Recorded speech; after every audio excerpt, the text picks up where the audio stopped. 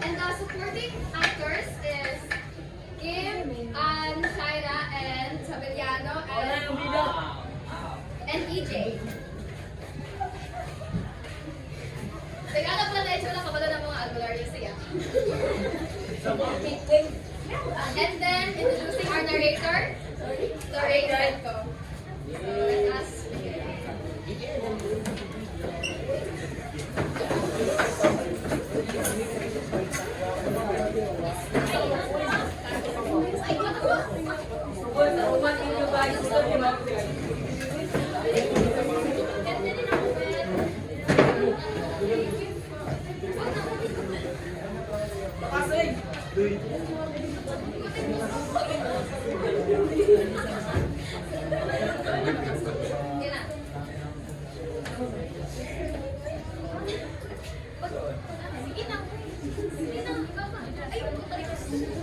Mahirap ang kaya ng mga magsasaka.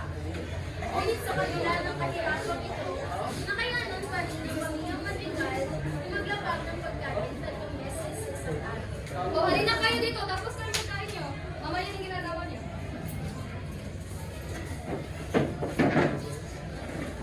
Kung saan ang pag-aanin ninyo, mayroon ba kami nakakita? Huwag ka po ng tanong. Kumain ka na lang dyan, nakakainis. Lagi mo naman kami nagkikita. Araw-araw kami nagpapalim, ba't kayo ka lang nagpatanong? Huwag na kayong ganyan ang nanay. Tatanong mo naman ako anak eh. At saka, ilang araw na kung sakit sa ulo ko. Sasabihin ko na kayo. Pakonsulta mo na lang yan sa ordinary na eh. Balikan ko na kasi kayong pera papagamot niyan. Hindi pupunta ang pagkakita sa albularyo. At iniis ang sakit hanggang sa lumala ang may sakit. At naging makakalimutan. Ay! Kasakit! Umiri ang kanilang ina dahil sa sakit sa ulo. At pumasok ang kanyang anak at nagiging ay humirapan ang Nay! Ano nangyari sa iyo, Nay? Si Kuya!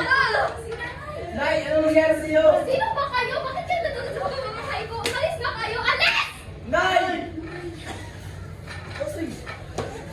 Nay! Pumunta sila sa albularyo.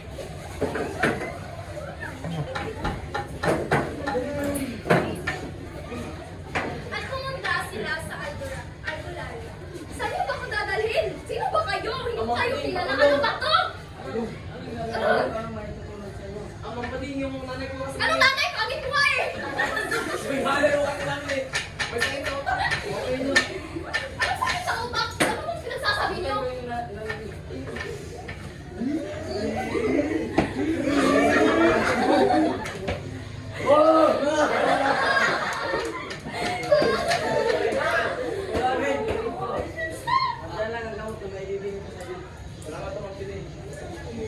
Ginawa ng anak ang bayan ng albularyo.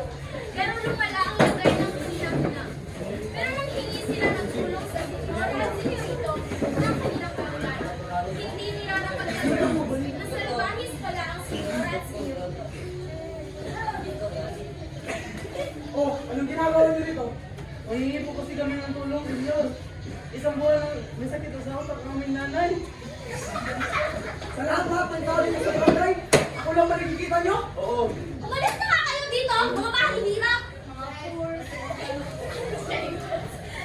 Umalis sila at pumunta sila sa bahay nila. Pero nawala ng lumala ang kalagayan ng Senyor. At nagdesisyon sila na ipa-doktor na lang. Nagpunta sila sa ospital. Okay, Jen, sa inyo. Dok, yung nanay ko na rin. Ano? May sakit na utak, nakakalimutin natin. Ito na lang. Yan. Kailangan ko na dito.